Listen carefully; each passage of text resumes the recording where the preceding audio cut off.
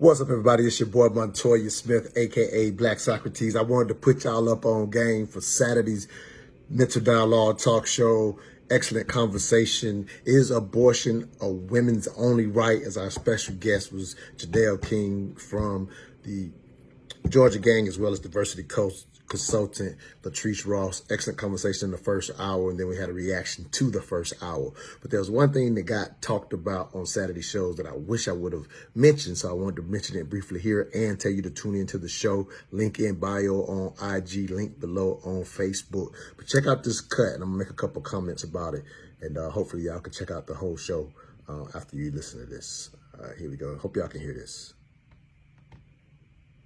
Expected mothers to be able to receive support so that they can care for they can help to care for the well-being of the unborn.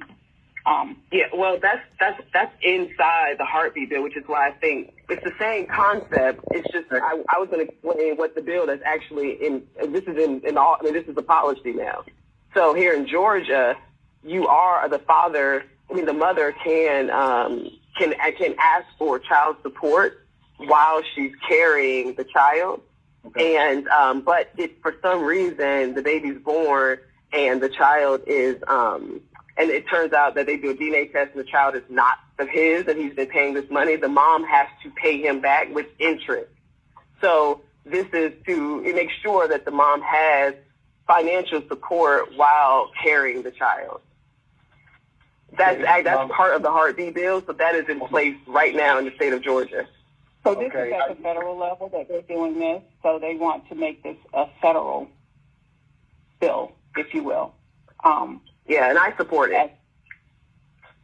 And I don't have an issue with it. If we're going to apply personhood to a fetus, then child support should absolutely apply. Wow.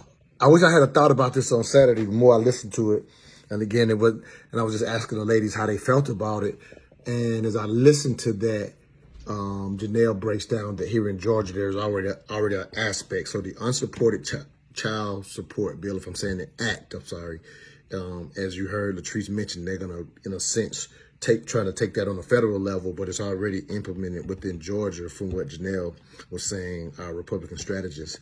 And as I thought about it, I wish I would have just dialogued about it, because that's crazy to me in this sense, that what's happening in this dialogue, as I mentioned on Saturday, I'm pro-life. However, I do struggle with the idea that the government, or my opinion, should be involved in a decision between a man and a woman.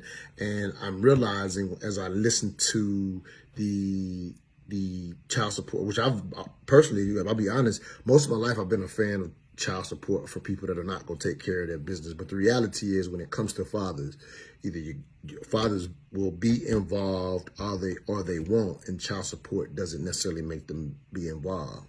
But I do get having some type of financial means, even from somebody who doesn't want to support their child. So in concept, I get it, but what I realize is ultimately you cannot legislate morality. So the reason you have for example, some fathers in jail right now that refuse to pay child support or can't pay child support is because the child support itself does not make them be involved, which is the more important issue in this dialogue. So I feel like, to a degree, that even these new laws that are coming down within states that are going to have some type of ban on certain types of abortions, they're not completely banning abortion. Even here in Georgia, they've brought it down to 6 weeks, which, go listen to the show. You'll hear more details on what we were talking about. And it's really more about the landscape of what we should be saying to the next generation. But the challenge I would have said was that at the end of the day, even the idea of the mother paying interest if she implements the wrong guy, if you will, imagine even going through that experience and it's not your child, and we already have those issues now, and that rule is not going to make people act any different. At the end of the day, there's certain type of morality you cannot legislate, and I think that ideally this stuff is not coming down because we're caring about the family. We're really trying to punish people for bad decisions, and unfortunately this type of stuff, when it comes to the things that humans are going to do no matter what, which is eat, sleep, and fuck, like that's what humans are going to do. It's hard to legislate morality. And I think that's what's happening. We're trying to give consequences, even though we're going to create a landscape where I think we're going to have more children. As I look at this is the question I would have asked both the ladies.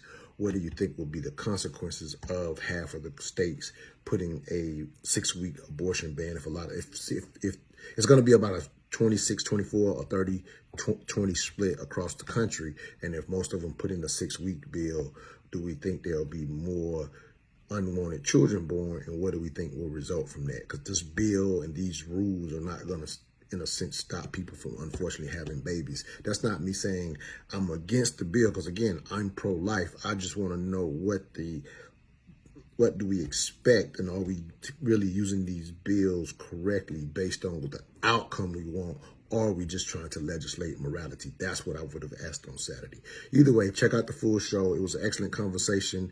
I'm not telling you which side to be on. That's just a question I failed to ask on Saturday, but we still had an excellent dialogue from both sides of it. Go check it out. If you have Spotify, Apple Podcasts, go find Mental Dialogue, Stitcher, Podbean, all the places that you listen to podcasts. Just look up Mental Dialogue and you'll see the show. All I ask is that you think.